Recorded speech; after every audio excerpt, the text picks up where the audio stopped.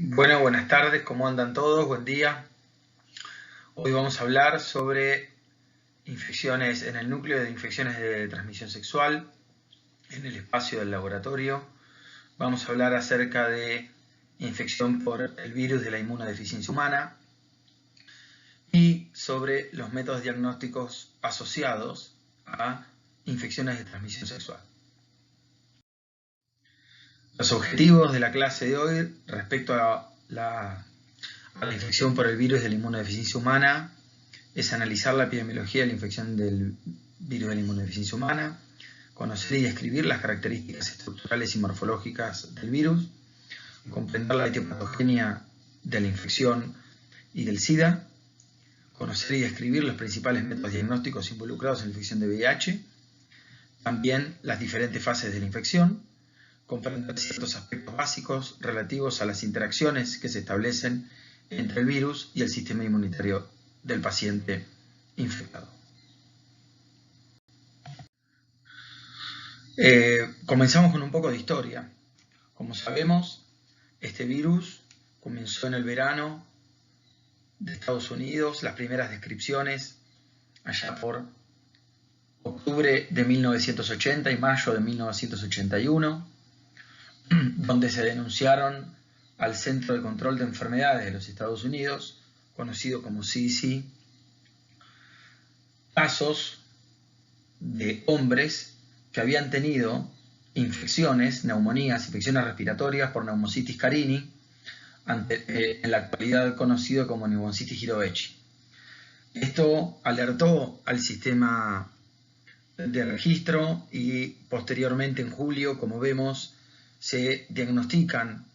sarcoma de Kaposi, que es una infección que veremos después en el núcleo de enfermedades oportunistas,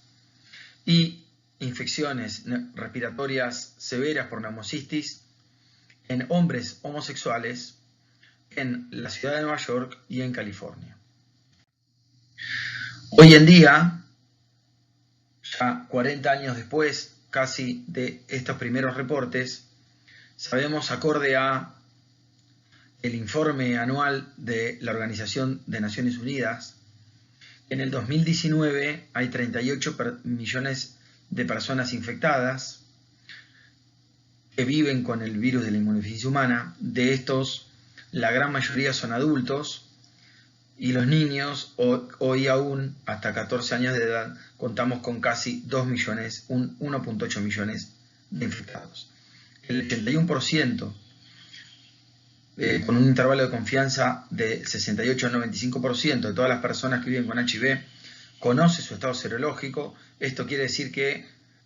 hay entre un 30, alrededor de hasta un 30% de personas que lo desconocen. Y alrededor de 7 millones de personas no saben que están viviendo con el virus de la inmunodeficiencia humana. De estas personas, 1.7 millones contrajeron la infección en el cierre del 2019, en el último año,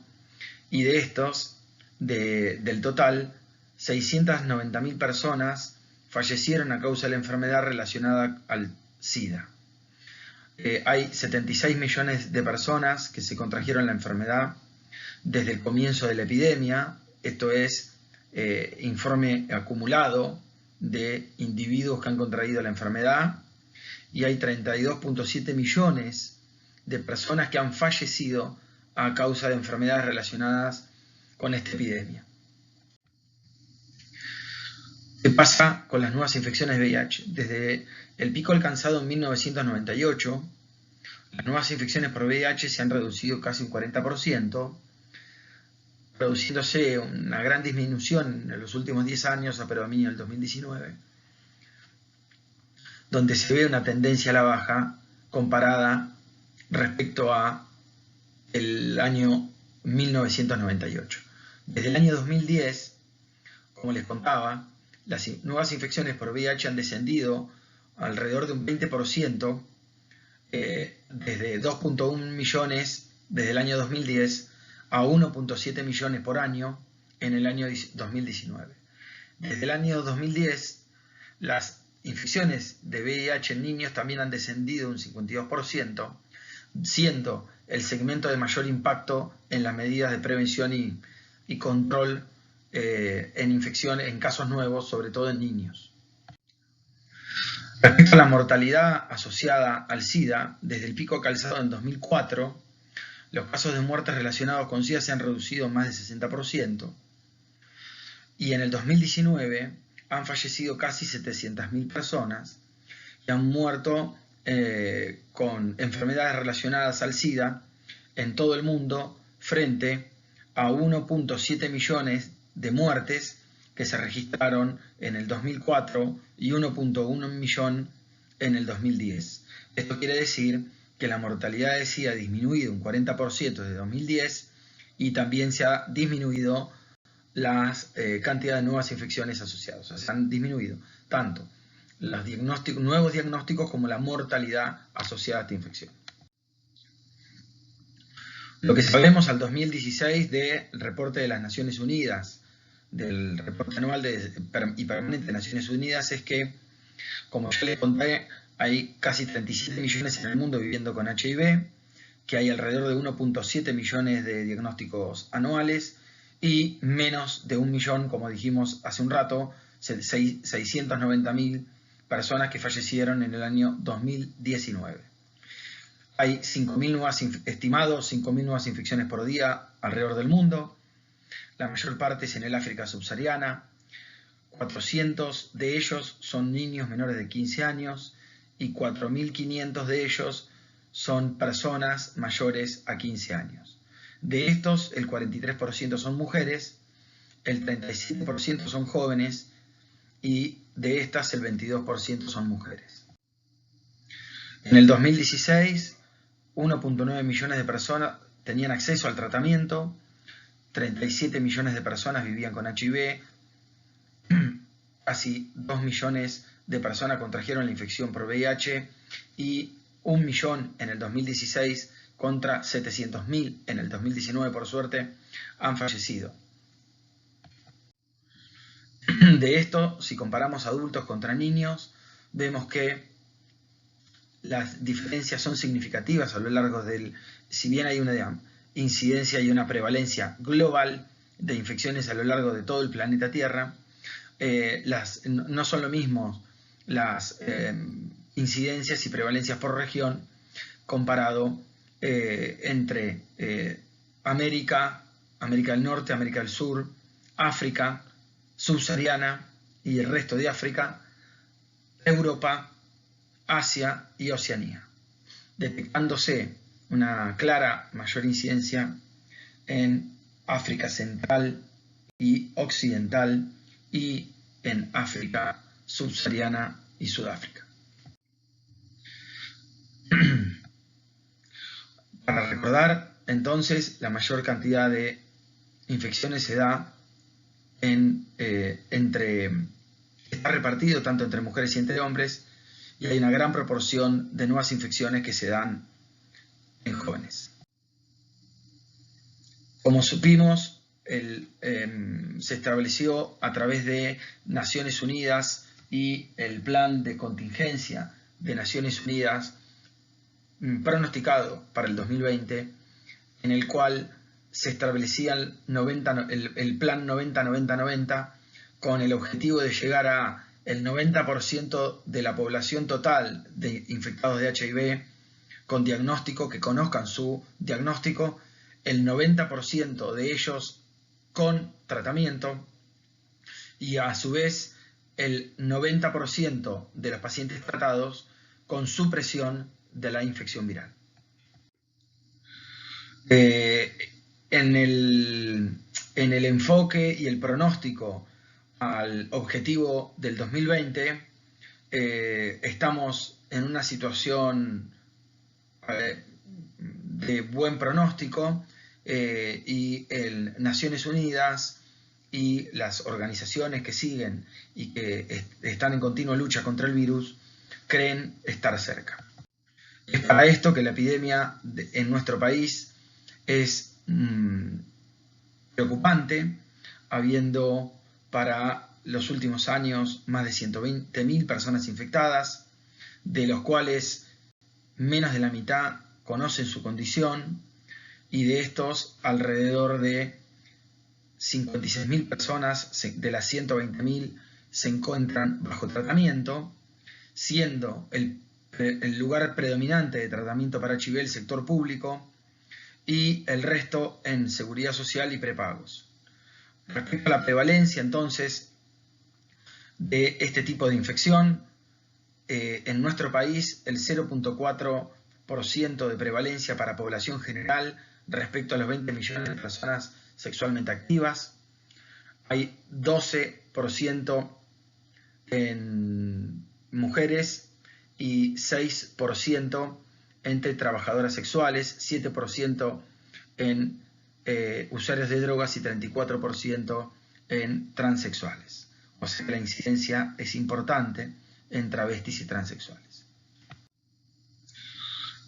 Respecto a personas que viven con HIV en nuestro país, como ya mencionamos, hay una tendencia del 2010 a la actualidad a la baja, con tendencia a la baja tanto para hombres como para mujeres, y los casos notificados a la fecha con ficha epidemiológica al Ministerio de Salud de la Nación, podemos ver aquí donde la mayor prevalencia de infección tanto en hombres como mujeres, como en hombres y mujeres, es de infecciones asintomáticas, seguido por infecciones ya en estadio de SIDA, en síntomas relacionados al estadio de SIDA. Hay 12%, alrededor de un 10 o un 12% que tienen infecciones sintomáticas sin criterio de SIDA y el resto desconocido. Esto nos lleva a que esta situación obliga o condena al diagnóstico tardío en el 30% de los varones y en el 22% de las mujeres. Lamentablemente es un área donde tenemos que trabajar más en el alerta y el diagnóstico. Según lugar de residencia y región, vemos que la mayor cantidad de casos se concentra en Gran Buenos Aires y zona centro, y después seguido por Ciudad de Buenos Aires y el resto del país. En lo que sería región, vemos que también predomina la región de Gran Buenos Aires y centro del país, seguido muy de cerca por Ciudad de Buenos Aires y noroeste argentino. Respecto a la transmisión del virus,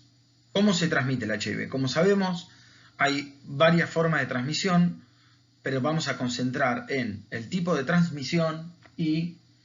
el riesgo asociado a la transmisión. Como sabemos, es un virus que se encuentra en la sangre, en líquido seminal, en el semen, en fluidos vaginales y en la leche materna, y se transmite a través del contacto de estos fluidos con las mucosas o el torrente sanguíneo. Y por esto podemos ver que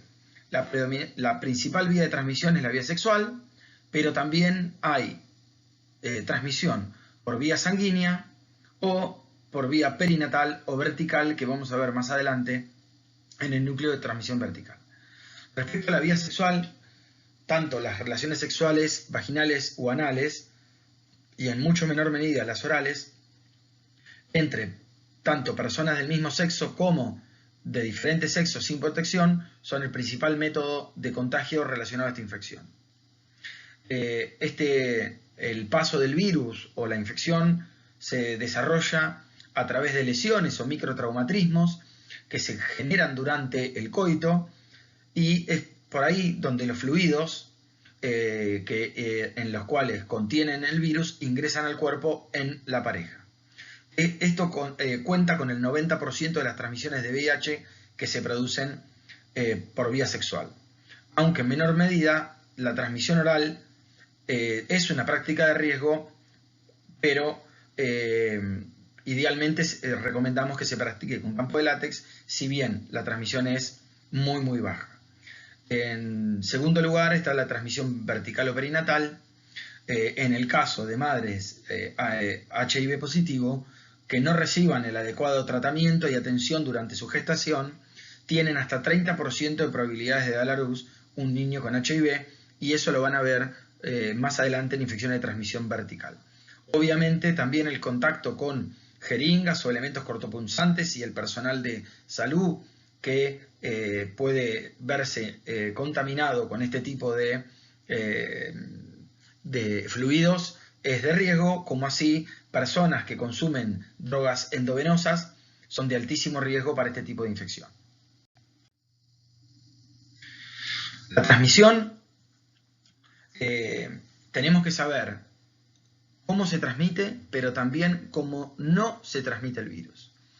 Porque es tan importante saber cómo se transmite, pero también cómo no se transmite el virus. Es de saber conductas o prácticas que no transmiten. Tener relaciones sexuales utilizando preservativo, estar cerca de una persona con un estornudo, las picaduras de mosquito, compartir la vajilla, los mismos servicios higiénicos, el baño, la depilación con cera. Estas no hay transmisión del virus en este sentido, de la misma forma que la saliva, los besos, las lágrimas, el sudor, el aire, el agua, compartir un vaso, un alimento, no son vehículos de transmisión. Tampoco son practicar deportes, besarse, abrazarse, jugar, ir a trabajar con alguien que tenga HIV o compartir un vestuario o una pileta. Quien recibe una transfusión de sangre debidamente controlada no corre riesgo, ya que la Ley Nacional de Hemoderivados exige el control de la sangre a transfundir. Todo procedimiento que incluya riesgo de cortopunción debe ser con materiales descartables esterilizados y, en caso de un accidente, adecuadamente notificado y tratado. Como vimos, hay algunas situaciones que involucran son factores de riesgo para la transmisión del VIH. En este caso, tener relaciones sexuales anales, predominantemente, o vaginales sin preservativo, padecer otra infección de transmisión sexual. Por esto es importante reconocer que en el caso de diagnóstico de cualquier infección de transmisión sexual, todas ellas deben ser estudiadas y analizadas, predominantemente la infección por HIV. Pero se estudian todas. Compartir agujas, jeringas o soluciones o drogas o materiales contaminados, recibir inyecciones o transfusiones o hemoderivados o trasplantes de tejido sin garantía de seguridad, lo mismo que procedimientos médicos que involucren cortes o perforaciones con instrumental que no está adecuadamente contaminado, y el riesgo potencial de los trabajadores de salud que accidentalmente o de otras personas, barrenderos por ejemplo, que levanten jeringas mal dispensadas o cualquier otra situación, que se pinchen o que tengan traumatismos asociados con materiales contaminados. Bueno, respecto al virus de HIV, como sabemos, es un virus, es un retrovirus del género de los lentivirus, al cual pertenecen diversos retrovirus animales, entre los que se encuentran, entre otros, el virus de la inmunodeficiencia simiana y felina. También el virus de la anemia infecciosa equina,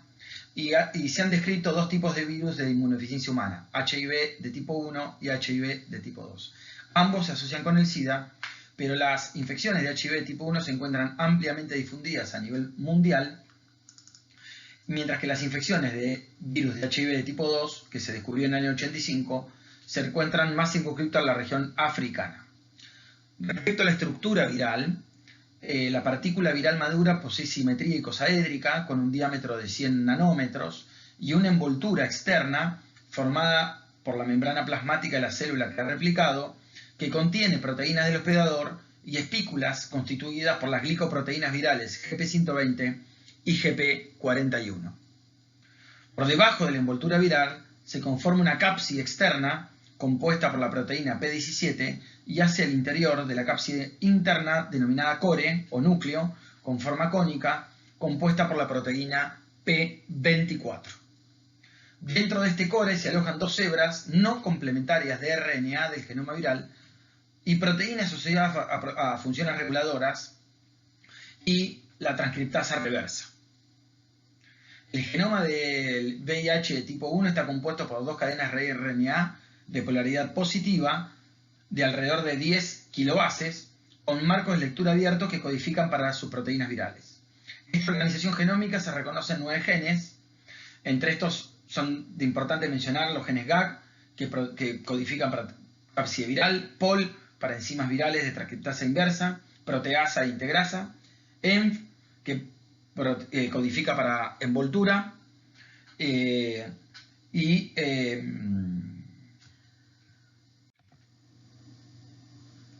de la misma forma que existen genes regulatorios y accesorios como NEF, BPR, BPU y BIF que tienen mecanismos en la transcripción y en la replicación viral.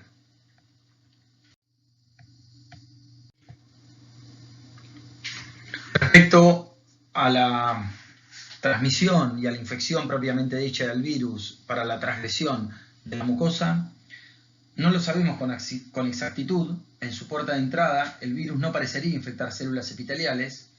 y podría acceder a la lámina propia, como dijimos, por una ruta paracelular a través de las uniones entre las lesiones que se atraviesan a través de los microtraumas, donde ingresa en la vía paracelular por la ruptura de estas uniones estrechas entre células epiteliales. No obstante, esta ruta parecería ser muy poco permisiva a la infección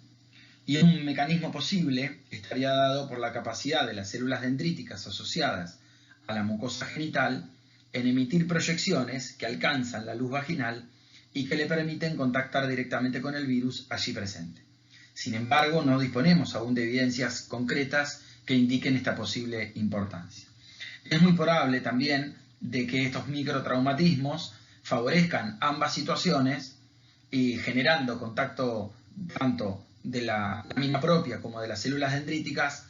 con material del virus producido en estos microtraumatismos. El RNA viral comienza a detectarse recién 10 días después de producida la transmisión del virus a través de la mucosa. Este periodo inicial en el cual no es posible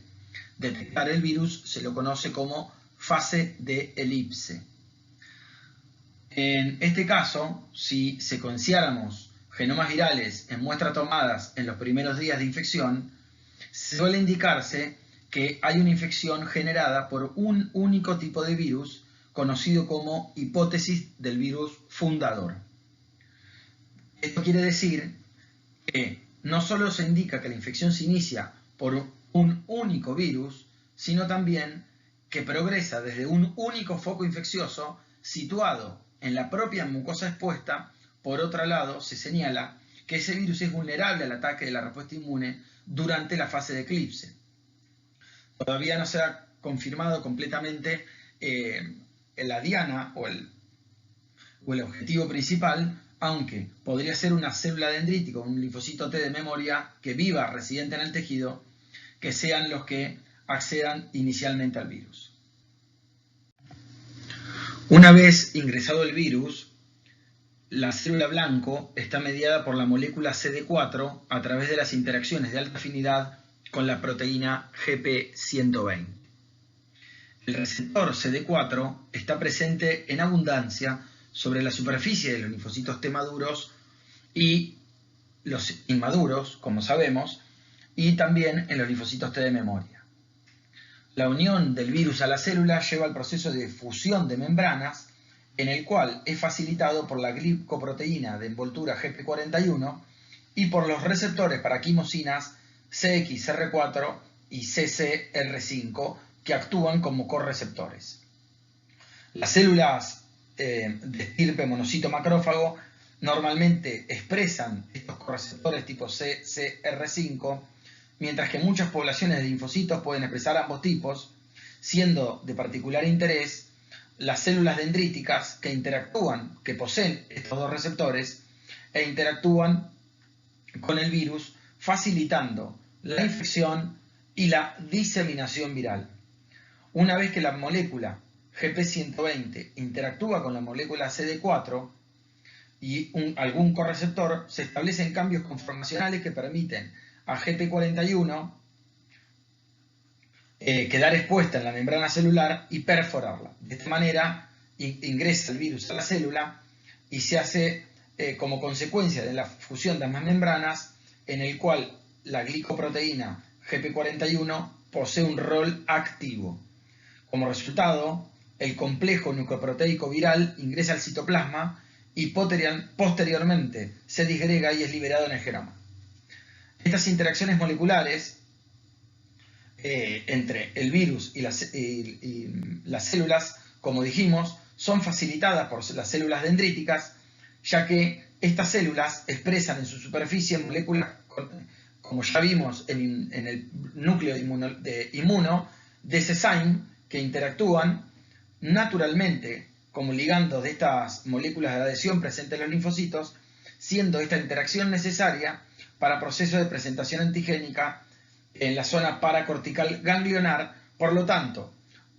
el objetivo está súper claro, porque ingresa el virus de HIV a la lámina propia, ya sea por microtraumatismo, por células dendríticas, y son estas las dendríticas y los infecta. El objetivo general sería infectar a los CD4, y por lo tanto las dendríticas que captan al virus lo transportan hacia los ganglios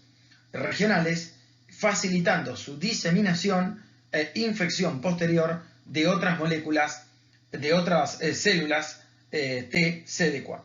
De esta forma, el HIV puede interaccionar con múltiples linfocitos TCD4 en el foco infeccioso y en el órgano linfático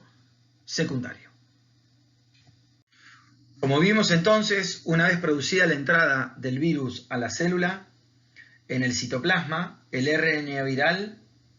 es liberado y ocurre la transcripción inversa, mayormente en el citoplasma, la que es catalizada por la enzima de transcriptasa inversa, que tiene al menos 3 funciones: polimerasa DNA dependiente de RNA, polimerasa de DNA dependiente de DNA y ribonucleasa. En este sentido, la polimerasa genera una hebra negativa de DNA y luego la actividad de la DNA polimerasa, DNA dependiente, genera una cadena positiva que a su vez es un híbrido con la anterior, formando un DNA de doble cadena. Estos productos finales de la transcripción inversa son moléculas de DNA de doble cadena que son más largas en cada extremo que el RNA viral debido a las duplicaciones de los segmentos terminales. Promovido un salto en la transcriptasa inversa sobre el templado de RNA, estas moléculas de DNA se las denominan provirus. El DNA proviral de doble cadena se transporta al núcleo de la célula, donde primero se integra al DNA cromosómico del hospedador, y la proteína P17 juega un rol central en esto, ya que tiene la función de integración hacia dentro del núcleo de la célula hospedadora. La reacción de integración es catalizada por una integrasa viral asociada al complejo de nucleoproteína. Esta integrasa separa los dos nucleótidos del extremo 3' del DNA y continúa con la inserción de provirus dentro del DNA de la célula hospedadora. Esto quiere decir que el DNA viral se integra al DNA de la célula hospedadora. Una vez integrado, el provirus permanece asociado con el material genético del hospedador durante toda la vida de esa célula. En esta etapa, la replicación viral puede quedar interrumpida o puede transcribirse activamente a genomas virales. Una vez producido este fenómeno, la transcripción del genoma viral requiere de una serie de mecanismos complejos que involucran factores virales como celulares. Una vez los transcriptos primarios del RNA sintetizado a partir del provirus por acción de la enzima celular RNA polimerasa 2, constituyen uno de los mensajeros para la síntesis de poliproteínas virales y, por otro, los genomas de HIV que serán incorporados en los nuevos viriones. Una vez generado todo este mecanismo, todas las proteínas virales estructurales se sintetizan como poliproteínas y las proteínas reguladoras se transcriben en RNA mensajeros procesados. De esta forma procede el ensamble, egreso y maduración del producto. El ensamble incluye el procesamiento y la glucosilación de las proteínas de la envoltura, y las proteínas derivadas del gen GAG tienen un papel fundamental en este sentido, ya que para reclutar las proteínas virales, como la de la célula hospedadora dentro de las partículas virales, se cree que el mensajero viral no procesado es reclutado en el proceso de ensamblaje del precursor. Sin embargo, la localización en naturaleza de su señal de empaquetamiento ocurre en el citoplasma previo a su liberación. En general, todos los componentes virales, así como los elementos derivados de la célula hospedadora, como por ejemplo el complejo mayor de histocompatibilidad, están concentrados en un área de la membrana donde ocurre la liberación viral. Algunas proteínas virales permiten optimizar estos procesos de ensamblaje y liberación. Un ejemplo es una de las proteínas que promueve la degradación de moléculas CD4 en una parte de la célula conocida como proteosoma, que es un mecanismo que está regulado y que evita interacción entre las moléculas GP120 y CD4 dentro de la célula, lo que afectaría el ensamblaje y la infectividad viral. Por otro lado, la proteína derivada de otros segmentos virales se asocian con partículas virales en el ensamblaje, favoreciendo la actividad enzimática de resistencia natural y de esta forma promover la liberación, de la cual la liberación de los viriones se produce rápidamente, provocando la lisis celular, la destrucción de los linfocitos CD4, o bien de forma más lenta, manteniendo la integridad de la célula.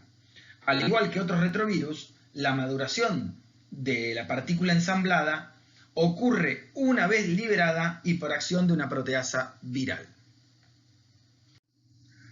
Ya sea transportado por células dendríticas o drenado por la corriente aferente linfática, el virus accede a los ganglios drenantes entre las 48 y 96 horas de iniciar la infección, y en esta forma comienza una fuerte expansión viral, como vimos en la diapositiva anterior, de la forma de cómo replicaba el virus, donde el pico de expansión viral ocurre 2 semanas después de la infección primaria, alcanzándose en este momento los niveles máximos de carga viral plasmática. El virus posteriormente se disemina rápidamente en forma sistémica, alcanzando el tejido linfoide asociado a mucosas, y esto es favorecido por el transporte espectacular que le da el sistema inmune. El tropismo celular del HIV hacia las células del sistema inmune, tanto sean macrófagos, linfocitos TCD4, sean naive o de memoria, permite esta rápida expansión y acceso al tejido linfoide asociado a las mucosas. Es en este lugar donde se encuentran el 80%, la mayor parte de linfocitos T del organismo. Entonces es de esperar que en el curso de la infección el HIV infecte y genere un descenso importante de células TCD4, conocido como linfopenia TCD4, que puede recuperarse posteriormente como un mecanismo compensatorio, y de esta forma se ha establecido la diseminación en el tejido linfoide asociado a las mucosas y la expansión viral. Aquí en esta descripción podemos ver entonces las moléculas significativamente representadas como partícipes necesarios de la infección del virus HIV, donde vemos a GP120 del virus de HIV en un receptor de CD4 con CCR5, y de la misma forma CD4 con el receptor de quimoquinas CXCR4 en el linfocito T CD4. Bueno, entonces recordemos qué es lo que pasa. Haciendo una síntesis, entonces tenemos varias formas de lo que puede pasar: que haya pasaje del virus por lesiones paracelulares, que haya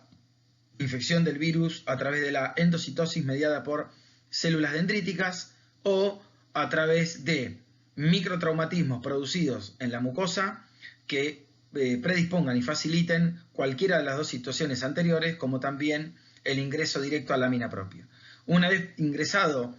el virus en la lámina propia, atraviesa la barrera de la mucosa y infecta células dendríticas como también linfocitos TCD4 efectores o de memoria que están residentes en ese tejido. Como sabemos, entre 2 y 4 días posteriores hace su diseminación local y su diseminación al órgano linfático secundario, favorecido por las células dendríticas que transportan al virus de la inmunodeficiencia humana a las regiones paracorticales de los ganglios linfáticos, donde hace el desastre mayor infectando a múltiples células de CD4 y además pudiendo infectar macrófagos en esos tejidos. Como vemos, haciendo resumen de lo que ha pasado, una vez ingresado a los órganos linfáticos secundarios, se ejerce la diseminación a tejido linfático, donde podemos ver que esto ocurre entre 2 y 3 semanas posteriores a la infección, generando una expansión viral y diseminación de la infección, predominantemente en el tejido linfoide asociado a mucosas, generando la inducción de una respuesta inmune vigorosa, predominantemente por células TCD8 y posteriormente por anticuerpos que logran un incompleto control de la viremia. A esto se lo conoce como control parcial de la respuesta inmune. Posteriormente va a haber una persistencia que va a durar de meses a años de anticuerpos neutralizantes que no logran contener la diseminación viral y el escape de células virales que se genera a través de la infección tanto de dendríticas como de macrófagos y de linfocitos T CD4. En este gráfico, aquí en este gráfico podemos observar entonces cómo sería un mecanismo excelente de transmisión y diseminación viral aportado por la célula dendrítica a través de la endocitosis del virus mediado por el receptor de SESAIN, donde es conservado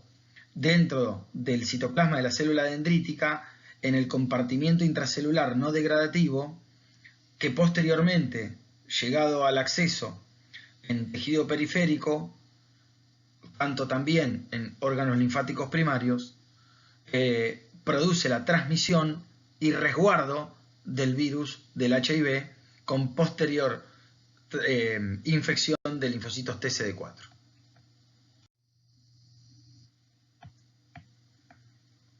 De la misma forma, vemos aquí en este gráfico ilustrado, luego de semanas posinfección, que a medida que aumenta la carga viral en sangre periférica, hay una consecutiva disminución inicial en las primeras 2 semanas de células CD4 en sangre periférica y de la misma forma una depresión significativa y sostenida de células TCD4 en la mucosa intestinal. Esto nos dice que las altísimas cargas virales que alcanza el HIV en sangre y la profunda depresión de estas células CD4 en el tejido linfoide asociado a mucosas representan las propiedades excelentes que tiene este virus, que se acompaña de, a veces, manifestaciones clínicas leves como fiebre y linfadenopatías. De la misma forma, esta reducción de células TCD4 efectoras se acompaña también de una depresión de otros repertorios de linfocitos T que puede incluir a las células NKT, a las células T gamma delta y en consecuencia también repercute sobre el pool de células T CD8 que vamos a ver en la próxima diapositiva. Entonces el intestino juega un rol central en la contención y en la diseminación de la infección por HIV, donde la depresión de células TCD4 de sangre periférica se correlaciona con infección masiva. Recordemos que el 80% de las células del sistema inmune, de linfocitos T en el sistema inmune, están alojados en el intestino, y esta depresión provoca una enteropatía y translocación microbiana, con activación de linfocitos T y B, y a su vez repercusión sobre los linfocitos T de memoria, con menor acceso de estos T de memoria al tubo digestivo, y de esta forma se concreta el daño global que está determinado por la infección del virus de la. Entonces, en este cuadro podemos resumir cómo es la respuesta inmune frente a la infección por HIV. Sabemos que la infección del HIV desencadena una vigorosa respuesta mediada tanto por inmunidad innata como por inmunidad adaptativa. Esto se ocurre inmediatamente luego de los días de infección, donde, como ya vimos, hay una principal repercusión sobre el compartimento T-CD4. Sin embargo, la inmunidad innata promueve la diferenciación de células T en un perfil Th1 y promueve el desarrollo de memoria TCD8 de larga duración y también genera el estímulo necesario para activar células NK e incrementar su potencialidad citotóxica. Las células natural killer participan en el control ejercido por la inmunidad innata en etapas tempranas de la infección, ya que se generan gran cantidad de citoquinas que activan estas células. Como ya vimos, el rol central establecido por las células dendríticas. De esta forma, hay una fase concomitante de alta replicación viral, y a esta fase concomitante, alta fase de replicación viral con disminución de linfocitos TCD4, que permite la diseminación viral y el establecimiento de reservorio, se la conoce como fase de eclipse. En este momento se desarrolla como respuesta inmunológica una tormenta de citoquinas que acompaña al periodo agudo y en algunos casos llega a ser sintomática. ¿Esto cómo se da? Esto se da como respuesta compensadora a la diseminación de la infección viral ejercida por los tejidos y por las células de la inmunidad innata que participan en el control de la infección. Para compensar esta situación, se produce una inducción de una vigorosa respuesta inmunitaria adaptativa para tratar de lograr contener, muchas veces lo hace efectivamente, la expansión viral a través de la activación de células TCD8. Esto se desarrolla entre las 2 y 6 semanas posterior a la infección. Es en el momento en el cual las células TCD8 son encargadas de controlar la infección viral. Esto se comienza a manifestar en el momento en el cual HIV alcanza su pico de viremia. Su magnitud y calidad parece condicionar el nivel máximo de viremia alcanzado, y es donde se equilibra el pico de actividad de activación de CD8 con la neutralización o la contención de la viremia relacionada a la infección del HIV.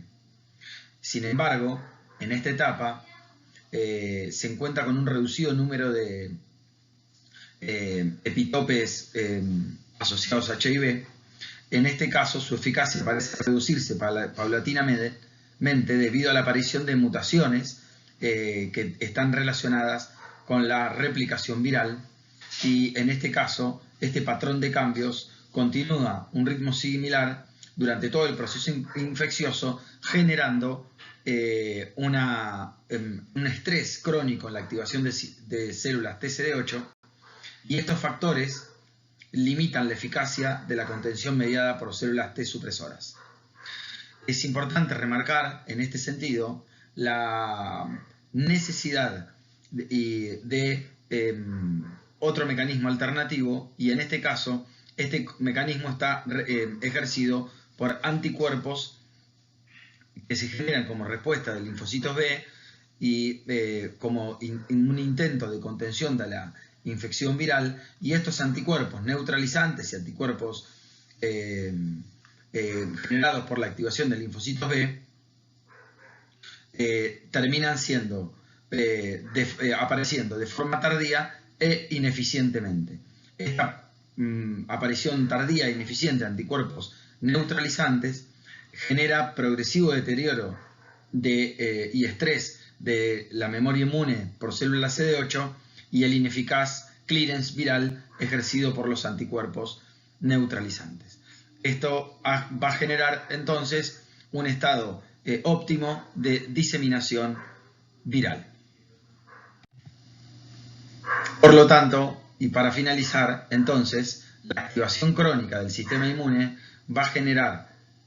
en la infección por HIV un factor de mal pronóstico en la evolución del paciente, ya que vamos a observar, en este caso, depresión sostenida de células CD4, activación crónica de células TCD8, activación ineficiente y policlonal de linfocitos B, que se va a asociar con hipergamaglobulinemia, con aumento de las gamaglobulinas porque no pueden contener eficazmente al virus.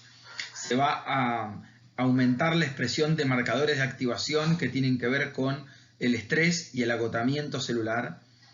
con una producción aumentada de autoanticuerpos que se generan como parámetro de disregulación asociado a la infección crónica de HIV. Esto va a asociar secundariamente fibrosis de los ganglios linfáticos con activación de linfocitos B de forma inadecuada, con mayor persistencia de marcadores de activación tanto en linfocitos B como en linfocitos T, y disminución de la vida media de linfocitos T, CD4 y también CD8.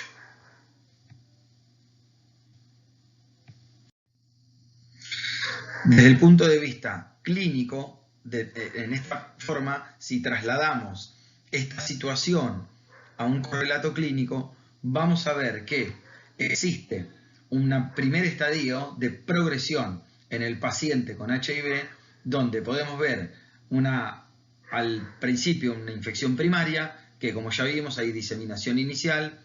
con diseminación viral y establecimiento de reservorios, con significativo aumento de viremia y depresión de linfocitos T CD4. Luego de esto va a haber una contención parcial y transitoria de la inmunidad innata y adaptativa ejercida predominantemente por linfocitos TCD8 y anticuerpos por los linfocitos B, que van a hacer entrar al paciente en una fase de latencia clínica donde el paciente se torna asintomático, pero como vemos, con cargas virales presentes y positivas, por lo tanto contagia en este periodo. A medida que se va generando la activación crónica y la depresión de la potencia y de la vigorosidad de la inmunidad adaptativa, van en consecuencia disminuyendo los linfocitos TCD4, TCD8, y esto va generando el escenario oportuno para la ocurrencia de infecciones oportunistas. Entonces, desde el punto de vista clínico, los estadios clínicos de la enfermedad van a estar condenados por la primoinfección, la etapa de cero conversión, la fase asintomática y la fase clínica, con los estadios clínicos que veremos más adelante.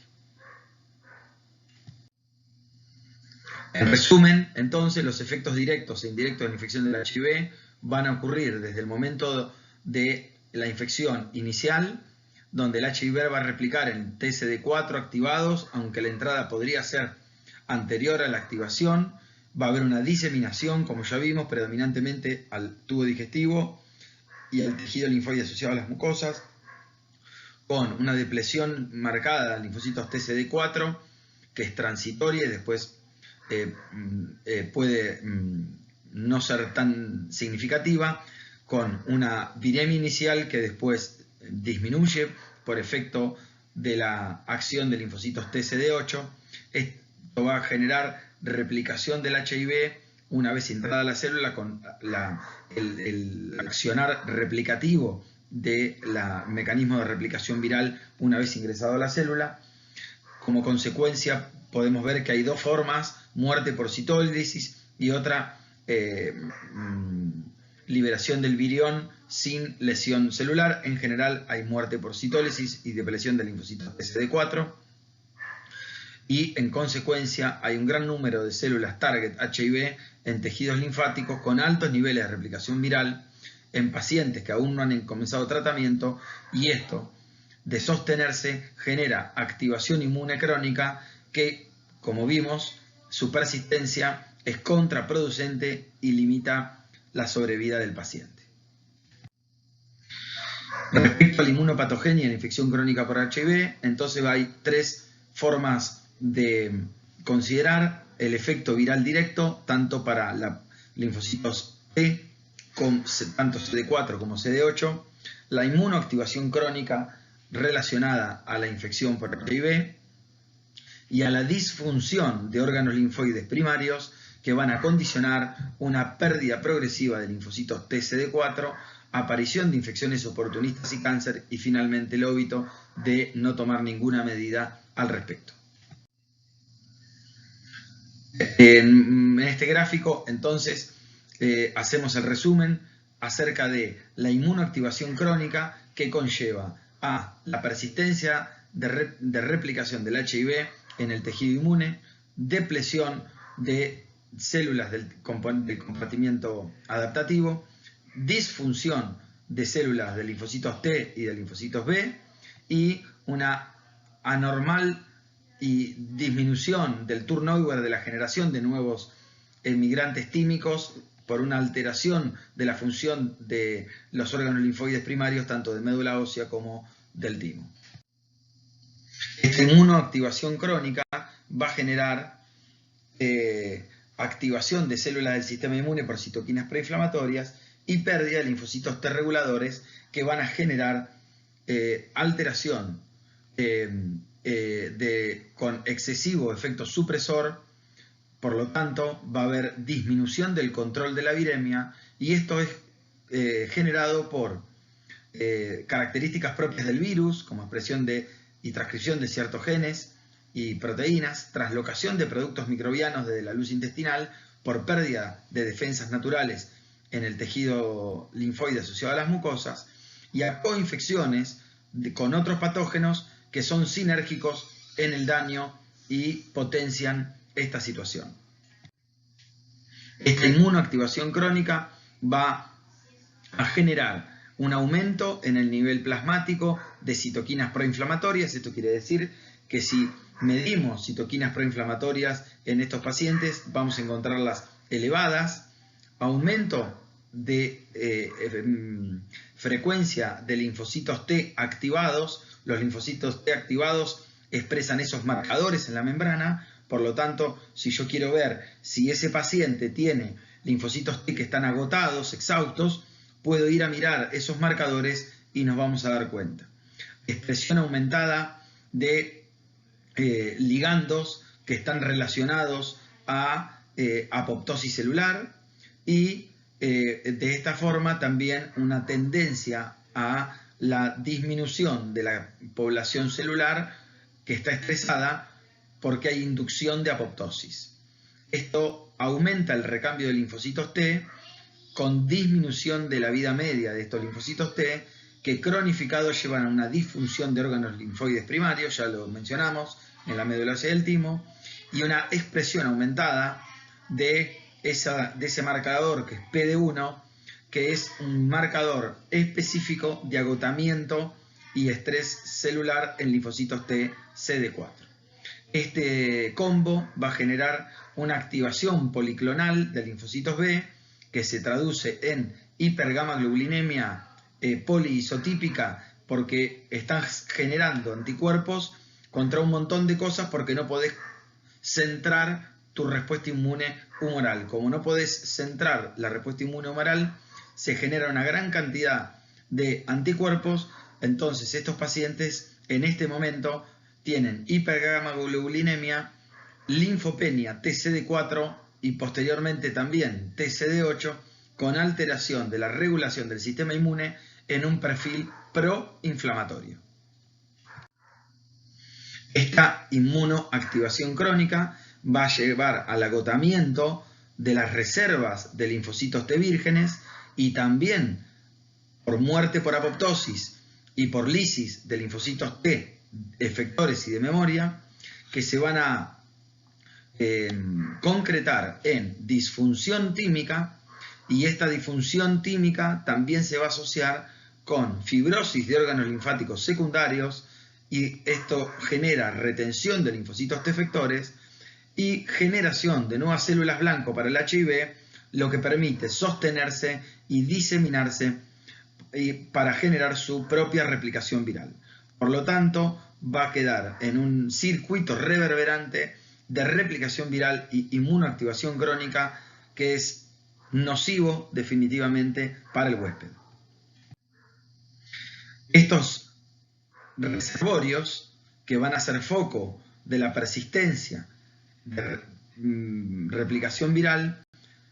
han sido objeto de grandes estudios y focos de tratamiento, y estos santuarios o reservorios son los ganglios linfáticos, el aparato reproductor, el sistema retículo endotelial, el vaso, el hígado, los órganos linfoides primarios, sobre todo la médula ósea, como ya vimos, las células dendríticas y los monocitos, y la célula de la microglia en el sistema nervioso central, que van a ser objeto de persistencia y de replicación viral para estos pacientes. En este caso, el HIV persiste aún en pacientes con tratamiento adecuado, y es por esto que los tratamientos no deben discontinuarse, ya que se ha visto rápidos rebotes de viremia en pacientes que han interrumpido el tratamiento. Ya, como verán más adelante en la carrera, que los tratamientos antirretrovirales no pueden erradicar la enfermedad. En este gráfico, a modo de resumen, podemos ver en la parte superior acerca de las etapas que va cursando clínicamente la infección, con una etapa inicial de seroconversión que está asociada también, como vimos, a la fase de eclipse. La fase de seroconversión es cuando aparecen anticuerpos dosables en sangre periférica, y esto se relaciona con la aparición de la positividad de los test de screening. Luego el periodo libre de síntomas,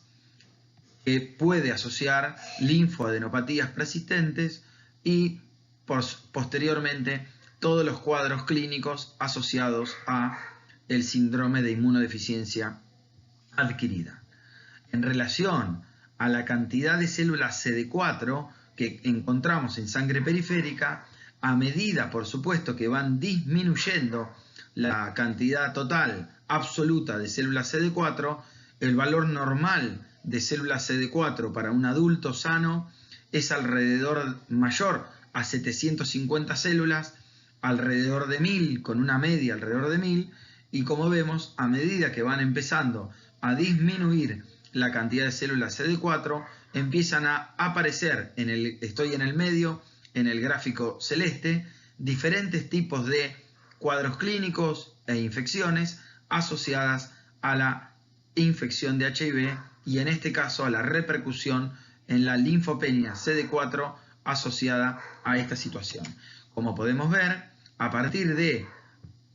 250 células CD4 para un adulto, cuando ya hay menos, se concentran la mayoría de las infecciones oportunistas que vamos a ver en el núcleo de infecciones oportunistas. Respecto a la clínica, como ya volvimos en el cuadro amarillo abajo, vemos la fase de seroconversión, de latencia clínica, que se puede acompañar, como vimos, de linfoadenopatías o de fenómenos y enfermedades autoinmunes. A medida que progresa la enfermedad, empiezan a ocurrir infecciones de menor virulencia hasta infecciones severas oportunistas. Desde el punto de vista inmunopatológico, abajo, en naranja, podemos ver al principio una viremia inicial que es inicialmente contenida, como vimos, entre las 2 semanas y el mes, y hasta que entra la fase que corresponde con la seroconversión, mientras dura la fase de latencia, y una medida que el sistema inmune se agota y entra en estrés crónico con hiperactivación y un perfil proinflamatorio, el cuadro persiste con aumento nuevamente de la carga viral, en el caso de no recurrir con ningún tratamiento, por supuesto, en una evolución natural de la infección, y la disminución sostenida de elementos del sistema inmune adaptativo que van a generar una severa inmunodeficiencia con viremias altas y persistentes. Hasta aquí entonces vimos cómo es el mecanismo normal de una infección de transmisión sexual por HIV. Existen otras situaciones que vale la pena mencionar, como exposiciones accidentales a el virus de la inmunodeficiencia humana, que pueden ser no ocupacionales o ocupacionales. Nos vamos a ocupar de los cuadros de exposición accidental ocupacional para los trabajadores de la salud que tienen una exposición accidental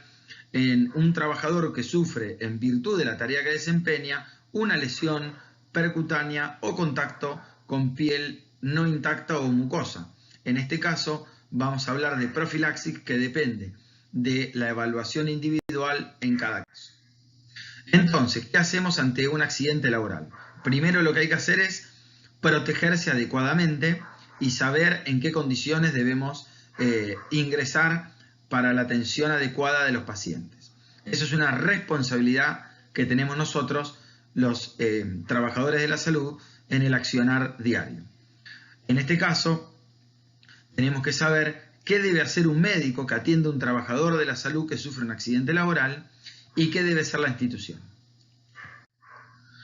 Con respecto al accidente laboral, ¿qué debe saber el trabajador de la salud? Debe recibir información sobre medidas de higiene y bioseguridad y debe conocer sus derechos laborales. Con respecto al accidente laboral, ¿qué debe hacer? Hay que lavarse la zona afectada, notificar inmediatamente al supervisor el accidente, acudir al servicio de accidentes laborales y seguir las indicaciones del médico tratante en cuanto al control y estudios. ¿Qué debe hacer el médico? Debe brindar apoyo, debe clasificar el accidente, debe identificar la fuente y el fluido involucrado, evaluar la severidad del accidente, identificar factores de riesgo asociados a seroconversión, indicar profilaxis post-exposición y o hepatitis B, si fuera el caso, informar al trabajador los efectos colaterales de los tratamientos de profilaxis, realizar exámenes de laboratorio que corresponden y un seguimiento durante 6 meses. Aquí están entonces los materiales infectados y la transmisión luego de la exposición percutánea asociado a este tipo de material y a líquidos, y las recomendaciones que acabo de mencionar en caso de un accidente. Respecto a los test diagnósticos, entonces se va a hacer un test de screening mediante ELISA. Si no se dispone, no se recomienda la determinación de antígeno P24 PCR, y la única situación en que se podría considerar es en un recién nacido, como vamos a ver en el núcleo de transmisión vertical. El riesgo promedio de seroconversión por una post-exposición percutánea es mayor a una infección de transmisión sexual. En el caso de hepatitis B, el riesgo de seroconversión puede llegar hasta un 30%, de hepatitis C casi 2% y de HIV 0.31%. Las instituciones deben tener comités de bioseguridad y abordaje integral con apoyo y trabajadores que trabajen en ambientes seguros, informados, con sistemas de vigilancia para HIV y hepatitis a cargo de profesionales médicos idóneos. Les agradezco mucho, les mando un abrazo y espero que les haya sido interesante la clase.